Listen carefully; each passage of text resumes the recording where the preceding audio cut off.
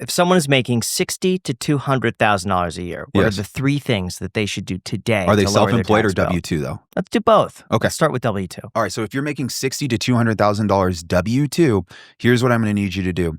The first thing I'm going to need you to do is look at maxing out your qualified retirement plans. If you're somebody that is W-2, it makes sense to put money into your 401k. If you're at the $60,000 to $70,000 or $80,000 realm, you don't need to offset your taxes. You need to build wealth. I want you putting money into the Roth 401k.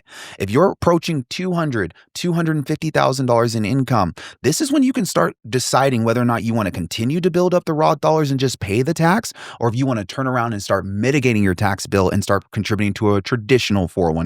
But qualified retirement plans is going to be your arena. Then we go to traditional IRAs. You could park $6,000 to $7,000 into a traditional IRA that's going to drop you down your taxable income a bit further, but you're just limited on what you can do with an IRA. Now that we gotten all the boring retirement accounts out of the way, what are you going to do to create an active loss on your tax returns that offsets your active income while still earning a profit from whatever you invest that money into? We have real estate, which has a huge upfront capital intensive amount of money that you're going to need in order to jump into real estate. And then we got oil and gas. I believe oil and gas is probably the option for the person that's a little bit newer to investment, even though it's an alternative investment. The reason why is because it doesn't require so much upfront capital. It just doesn't. It gives you that active loss on your tax returns, and you're owning a well that's depleting over time. What the IRS created was a 15% depletion allowance, which means the first 15% of revenue you receive from the oil and gas well is non-taxable. That's tax-free wealth. So if you're telling me, hey, how can I save more money and build my wealth? We have to look for ways where the government's incentivizing you. Oil and gas sector is definitely a way. And if you're in that space where you're just at 60 to 200K, highly recommend that you look at strategies like that. Now, if you're self-employed, this is when we look at switching you from an LLC to an S corporation. If your income is over $60,000 and you're in an LLC, you're getting killed by self-employment tax. That's Social Security and Medicare. That's 15.3% on all of your business's profits. We need to separate your business profits down into two categories: salary and distributions. Why? Because distributions, the money that you just take out of your business, that's not subject to self-employment taxes, that 15.3% that the government put there. The payroll that you give yourself out of the business, the W-2 you cut yourself from your business, that's the amount of money that's actually subject to the 15.3% self-employment taxes. So if I'm somebody that's making 60 or more, I better make sure I've switched my LLC over to an S corporation and I'm giving myself a very good, reasonable salary. Not too much, but a reasonable salary. So that way I'm eliminating my self-employment taxes. Now enters the game with the S corporation. Now that you're an S corporation, you have what's called the QBI deduction. The QBI deduction, all it is a 20% deduction on whatever you didn't pay yourself. So remember, we broke down your income to salary and distributions. Well, over here on the distribution side, you get a QBI deduction. So whatever that distribution amount is that's coming to you, imagine taking 20% off. You get a 20% deduction on that QBI. That's amazing. What about us starting to take advantage of the fact that you're a business owner, such as claiming a home office deduction or writing off your vehicle? If we decide that it makes sense for you to have a vehicle that weighs over 6,000 pounds, now we're leveraging the tax code. If you want, you can purchase a vehicle that has a gross vehicle weight rating over 6,000 pounds. You might be able to write off or wipe out your entire tax bill with one strategy alone, just buying a car. But that's a depreciating asset. What if we want to do something that doesn't require us to spend so much money? What if I just want to put money back in your pocket? This is when I look at the Augusta rule, the ability to rent your house to your business for 14 days. That's tax-free money coming back to you. That money that you receive from renting your house back to yourself, you're writing yourself tax-free checks. So this is absolutely a must if you're an S corporation owner to leverage the Augusta rule if you're a homeowner, and make sure you're documenting it and getting the fair market value to do it legitimately. And when does QBI phase out?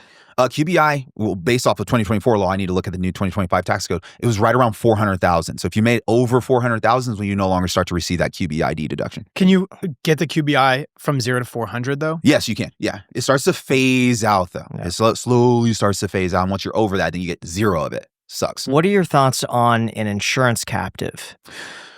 I'm not the biggest fan of insurance captives. I understand the entire purpose of insurance captives. The IRS has put them on their naughty list. IRS comes out with a list of things that they are classified as more audible than other things, and they put captive insurance businesses as one of the more audible entity structures to establish, which essentially you're doing is saying, I'm going to have a business that is going to reinsure my business. So you can have a captive insurance company or a reinsurance company. The money that you put into this captive is a tax deduction against your entity. So if I have an S corporation and I have a captive insurance company that I set up myself, the money that I'm rolling over into the captive insurance company is a tax deduction for me.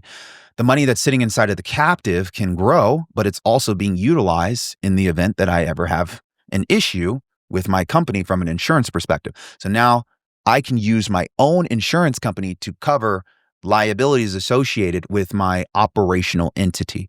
That's the captive or the reinsurance. And when is that legitimate? Because it seems like as a YouTube business, I need to be insured for things that you would never even think about. Of course. Like, let's just say we talk negatively about a company here and they sue for defamation. Mm-hmm. Things like this seem like reasonable things to insure for, and going through a traditional insurance policy might have severe limitations on that. Of course. The issue is people abuse the reinsurance company because when you put money into that reinsurance company, you're like, okay, I parked that money there and it's just sitting there now. I want to go use that money. I don't want to just let it sit there. So what they do is taxpayers will start taking loans against that captive insurance money. And then they take loans to go spend it on things that they shouldn't have spent it on. And they abuse the intention of the structure. And when that happens, the entire structure can come crumbling apart. We've seen taxpayers get into audits with these captive insurance plans. It's similar to the charitable LLC. And because of the way in which they utilize these structures, the whole thing comes tumbling down. The IRS audits not only their operational entity, they audit the captive entity, and they start assessing clients going back year over year to start figuring out, okay, well, if you're doing this unlawfully right here in 2024, what's to say you weren't doing something inside your operational entity unlawfully in 2023? So now they have probable cause to go and dig deeper and deeper and deeper. And this is what we've seen happen with a few taxpayers.